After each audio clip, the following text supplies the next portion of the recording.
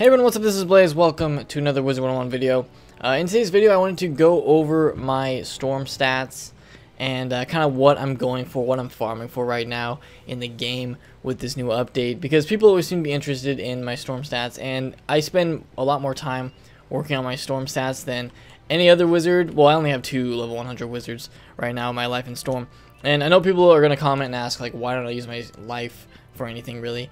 And there's no reason for me to continually like upgrade my gear on my life, because one, the gear that drops from like these new gauntlets is for hitting, and there's no reason that I'll ever be using my life to hit, so there's no reason to go for that. Also, I use my life as like more utility kind of thing for fishing. I do fishing on my life. I do pet. Well, I don't really do that much pet hatching, but I do pet hatching in my life because I can get more energy and that kind of stuff. So that's what I use my life for. I will be using my life in the new world to do the walkthrough with blue on. So other than that, though, I know people are like, well, your channel's named Blaze Hivehammer and stuff. Why don't you use your life more? And basically, I started out making that wizard. It was my first wizard on this like channel, on this, not on this account, but on this channel that I was recording with. And you know, I've since moved on to storm because it's more useful. It's a lot better for what I'm actually going for with farming and stuff. So just wanted to kind of clear the air on that, because people always seem to ask that question. Okay, so on to actual stats with my storm right now. So this is basically the setup that I've been going for on just easy farming. 117 damage, 34 resist, 42 accuracy, and then my crit I've gotten up to 652. This is with the Jack what is it, Jack Whaler, Jack Hollow Whaler. Yeah, I knew it had Whaler in the summer. Jack Hollow's Whaler. I've been using that for the extra crit because I don't really need block. On my other set, my dungeon set, I will get up to 300 some block, and because I need it, I need to be able to block stuff because you take a lot of damage. I also have 10% stun resist from jewels because I decided to go for this on the square jewels. I was just like, you know what other thing would be really useful to use with the square jewel slot, and I was just like, you know what, might as well go for the stun resist. So I was able to get 2 stun resist drops, jewel drops, and I've just put those in. I don't use the night orb ring for everything, but for farming it's just good to have because it's extra storm damage, and then of course now I have less of a chance to actually be stunned. I have a 10% chance to resist the stun, which isn't too bad. My usual wand, or not wand, ring that I use for fights is going to be the Alpha and Omega ring for the block. The one thing on this set that is low is my Pierce, and the reason for this is I haven't been able to get any Storm Pierce jewels. Like, the best ones are the Pierce, the 6% Pierce ones, and let me click Y here. If you kind of look through my stuff, I have, where's the Pierce ones at? I have a ton of Pierce ones for like balance and that kind of thing. Like, here's balance. I have 1, 2, 3, 4. 4 balance Pierce, 2 life Pierce, and then some other ones, 2 ice Pierce. I just never have been able to get the storm one. I don't know why, but I'll continue farming for it. Once I get those, I will replace it on my theme with these. I'll replace the 2 circles with hopefully 6% Pierce eventually. That's the goal. But if I never get it, well, you know, whatever. It's not that important, but it's kind of something that I would like to get eventually. I will also change the 3% Storm Pierce on that. I would hope to get it up to 6% at some point. So I need 3 Pierce ones, which, with my luck right now, it's not really happening. But we'll just have to see. So I'm not going to go through my stuff piece by piece, but because I can do that in a later video. But I also just kind of wanted to talk about like the mobs I've been farming for, and what exact items that I've been trying to get but not having too much success. One of them is the Storm Pierce that I already mentioned, but the other one is going to be Storm Giver, because now that pets can have jewels, you can equip onto your pet basically a 6th talent. And for me right now, I have a selfish talent for my 6th pet talent, which is from a jewel, and I will replace it eventually. I feel like my sound is really loud right now. I will replace it eventually if I can get the Storm Giver jewel, because that's the main one that I'm going for. But let me just end this battle and quickly show you guys what jewel it is. So I got this plus 40%, what is that, agility? And I got that from the, agility.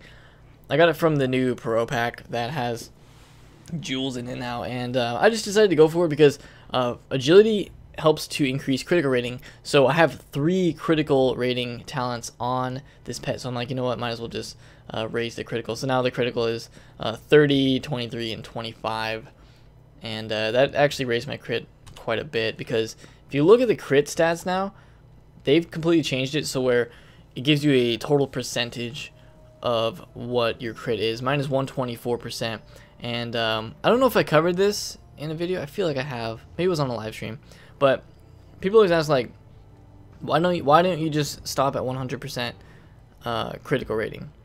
Because in the past you were able to like add it up, and now they already added it up for you.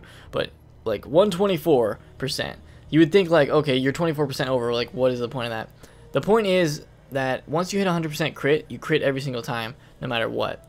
The extra 24% is I have a higher chance of critting through someone that has block, you know? And then if they have a higher chance, if they have higher block, then they'll have a, you know, higher chance of blocking my crit. But for most enemies, I'm able to crit on, well, not most enemies, but like most mobs, I can crit through. They rarely block. And then even on some bosses with 650 crit, I could probably, I would say like maybe 50% of the time get a crit through. It really just depends. But basically, if you get higher crit, like if you get up to like the 700s, it's basically you hoping that you will like the enemies will never block. So that's kind of what you're going for on that. And I can get up to 700 crit, but I mean, is it really that worth it? Not too much, because if I get 700 crit, I have no block, and I would never want to have no block for something like the new Exalted Dungeons, because I would just get destroyed. Like Rattlebones crits on me once, I'm dead. So I usually go for 300 block with about 600, around 600. No, actually I think I have like 550 to 600 crit, which is good. It gives me a chance to crit through sometimes, but I don't need to crit through every single time. So there's one more thing that I wanted to talk about before I end this video, and it's kind of been what a lot of people have been just generally talking about with Wizard101 recently, and the kind of the direction it's been going, and that is that it's being more centered on farming and spending a lot of time to get the best items in the game and stuff, and all this. And the reason that people have been saying this is because we haven't seen a world update, you know, for a year since Chrysalis Part 2. But I mean, we did see Darkmoor, and it seems that a lot of players play the game for the main worlds, for the storyline.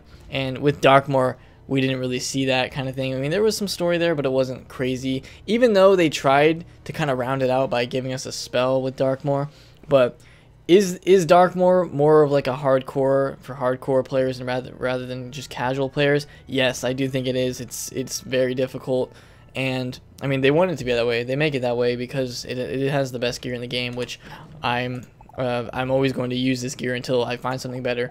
The new Exalted dungeons, there is gear in there that's better for some schools, but like this is the best, supposedly the best hat from Crocopatra. And it's not even that good. I mean, you can compare it like okay to crit and stuff, but it's actually not that much better at all. So there is some gear. I know Alex Lionheart got his robe when I was farming with him. That is better, and there's some better gear. But for me, as a Storm Wizard, Darkmoor still has the best gear. And yeah, it's a challenge to do Darkmoor, and then of course there's a chance that you don't get the gear at the end of it. But that's kind of the same with a lot of MMOs. You know, you farm for gear. You continually put time into your character to get the best stuff. And you know, when you have it, yeah, it's great, but you know that you've worked for it. I know a lot of people have been kind of falling out of Wizard101 because of this, because there hasn't been a world update for a while, and it's just like Darkmoor and now these Exalted dungeons and stuff. I can understand why people like decided to quit and stuff like that. Like some of my friends recently quit and that kind of thing. And do I hope that the next world kind of brings? Do I think the next world's gonna bring people back? You know, maybe, hopefully, but it just comes down to whether or not you have fun with the game anymore. Like for me, Wizard101 is still fun, but the farming part of it, yeah, it can get annoying. Like me having to farm these Yellow Jacket Shredders I just see flying around here endlessly to get Storm Pierce Jewels, Stormgiver, that kind of thing. I mean, yeah, it's annoying, and do I really need to do it? Not entirely. I mean, it's something that I do if I'm bored, but it's not something that I need to do, you know? So, I don't know. I'll still probably farm it like when I feel like it and that kind of thing. You know, I would love to get Stormgiver, the Stormgiver jewel for my pet eventually. But if it doesn't happen, it doesn't happen. You know, it's not the end of the world. And so I just kind of wanted to go over that, kind of what I know people have been feeling recently towards the game. And I do think that there's going to be a new world update this year sometime towards the end of the year, so I'm excited for that. And you know, hopefully it brings some people back, some people that haven't. I mean, I can understand that because the same with Pirate 101. You know, there hasn't been a new world update for a long time, and Christmas Part 2 was the last major world update for Wizards. So you know, we're waiting for the next world as usual. But, you know, maybe Darkmoor wasn't enough to tide some people over until the next world update. But, yeah, for now, I think that's going to be it. I kind of talked a lot longer than I wanted to in this video anyway. But that's just kind of my thoughts on what's been going on right now and kind of what I've been farming for on my Storm Wizard. So I may do some streams soon trying to farm for these jewels. So look forward to that on my channel soon. But other than that, if you guys have watched this whole video and enjoyed listening to me talk about the future of Wizard101 or whatever, go ahead and leave a like in this video, subscribe for more, and I'll see you all next time.